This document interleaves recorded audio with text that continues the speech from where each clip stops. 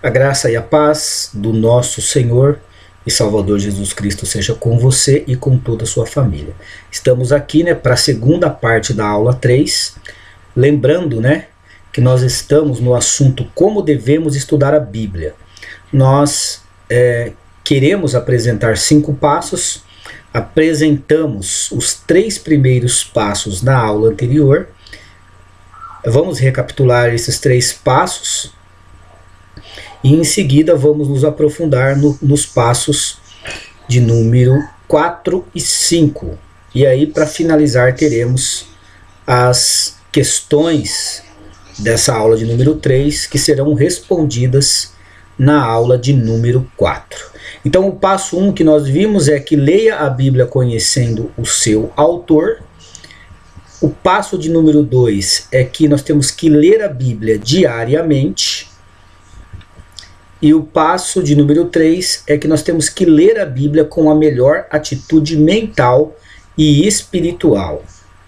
E agora entraremos no 4º passo, que leia a Bíblia em oração, devagar e meditando. Assim tem feito os servos de Deus no passado, a exemplo de Davi e Daniel. Vamos ver aqui Salmo 119, versos 12 e 18. Olha o que diz o verso 12.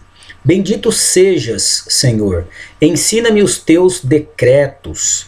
Então Davi, orando ao Senhor, meditando e orando.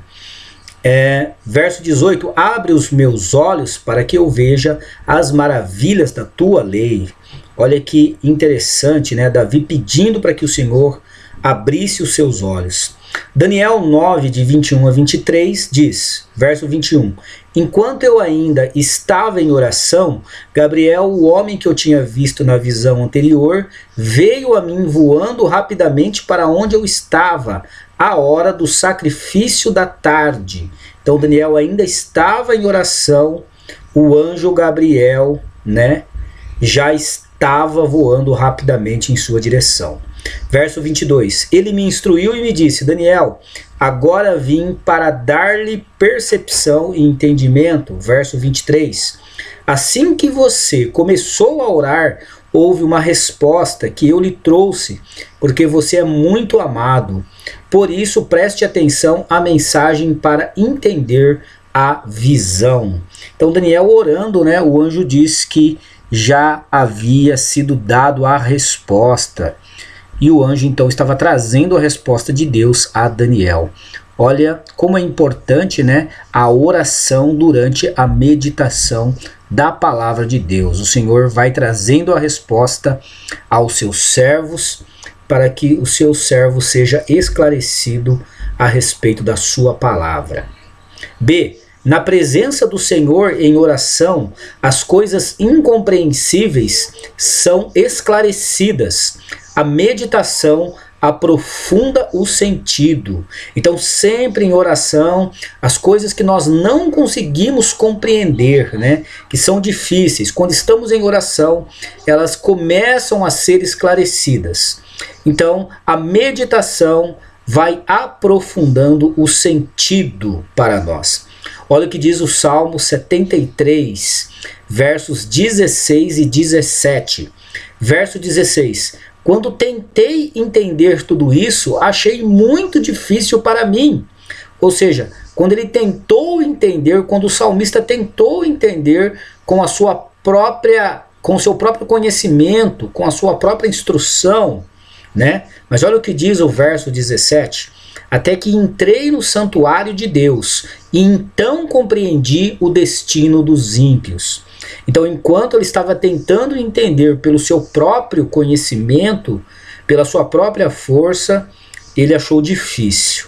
Mas depois que ele entrou no santuário de Deus, ou seja, na presença de Deus, então ele compreendeu.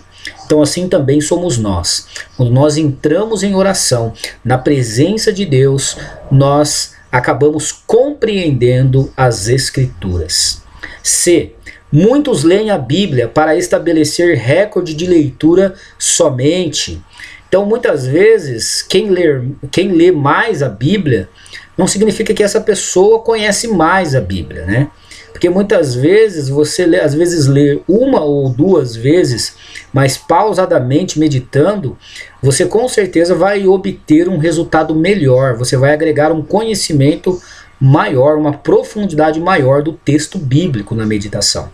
Então, não é aqui, né, recomendado somente ler a Bíblia para estabelecer recordes de leitura, né?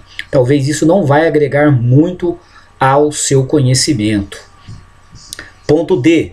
Ao ler a Bíblia, aplica-a primeiro a si próprio, senão não haverá virtude nenhuma. Isso aqui é importante, né?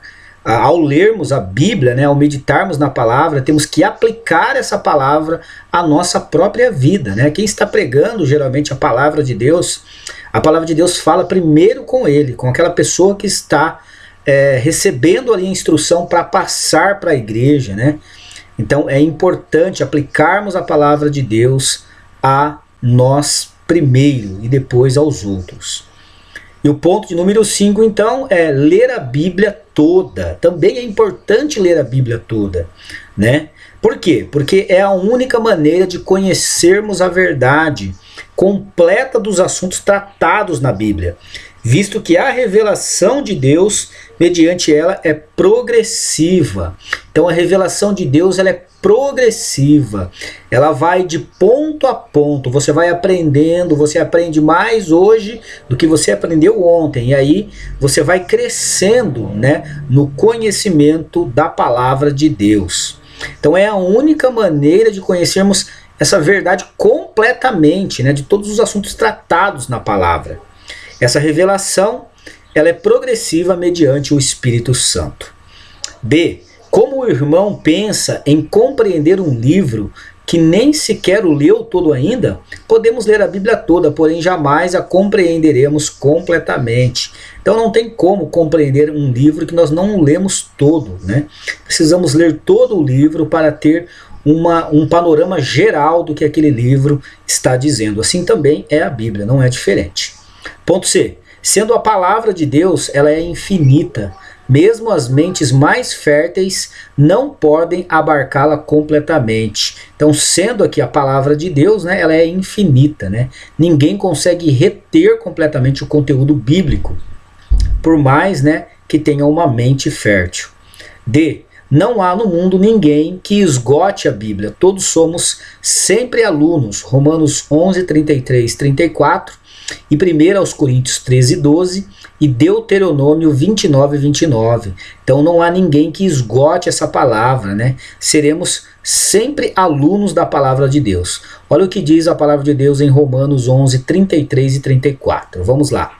Verso 33. Ó profundidade da riqueza, da sabedoria e do conhecimento de Deus, quão insondáveis são os teus juízos e inescrutáveis os seus caminhos. Ou seja, não se pode sondar, né? Não se pode sondar os juízos de Deus e não se pode esgotar os caminhos de Deus, né? Jamais esgotaremos. Isso é inescrutável. Quem conheceu a mente do Senhor ou quem foi o seu conselheiro? Né? Ninguém jamais conheceu completamente a mente de Deus, ou ninguém jamais foi o seu conselheiro. 1 Coríntios 13, 12 diz: agora, pois, vemos apenas um reflexo obscuro. O apóstolo Paulo dizendo que agora vemos apenas um reflexo obscuro, como em espelho. Mas então veremos um dia, né? Veremos face a face. Agora conheço em parte, então conhecerei plenamente da mesma forma como sou plenamente conhecido. Então agora nós apenas vemos um reflexo obscuro, né? Mas chegará um dia que veremos face a face e seremos conhecidos, né? E conheceremos, né? Assim como somos conhecidos plenamente do Senhor. Deuteronômio 29, 29 diz: as coisas encobertas pertencem ao Senhor, ao nosso Deus, mas as reveladas pertencem a nós e aos nossos filhos para sempre, para que sigamos todas as palavras dessa lei. Então as coisas encobertas pertencem ao Senhor. Existe muita coisa na palavra de Deus que é encoberta, mas pertence ao Senhor. Somente as coisas que são reveladas na Bíblia pertencem a nós e aos nossos filhos para sempre. E há dificuldade na Bíblia, mas o problema é do lado humano. Sempre quando houver dificuldade de interpretação, é do nosso lado, irmãos. F. O Espírito Santo, que conhece as profundezas de Deus, pode ir revelando o conhecimento da verdade à medida que buscamos a sua face e andamos mais perto dele. Vamos lá para os nossos exercícios, né? Então eu vou deixar aqui para vocês exercícios. Esses exercícios serão respondidos na próxima aula. 1. Qual é o único livro cujo autor está presente quando lido? Quem foi o exemplo de quem aprendia as Escrituras aos pés do Mestre? Para quem são as riquezas da Bíblia? O que ocorre ao lermos a Bíblia em oração? 5. Devemos ler a Bíblia toda. Como é feita a revelação de Deus? Então está aí 5 perguntas para que nós possamos, né, respondê-las na próxima aula. Que Deus te abençoe. Se você ainda não é inscrito no nosso canal, se inscreva, né, para receber as aulas, né, de bibliologia. E até a próxima. Deus abençoe você e toda a sua família. A paz do Senhor Jesus Cristo.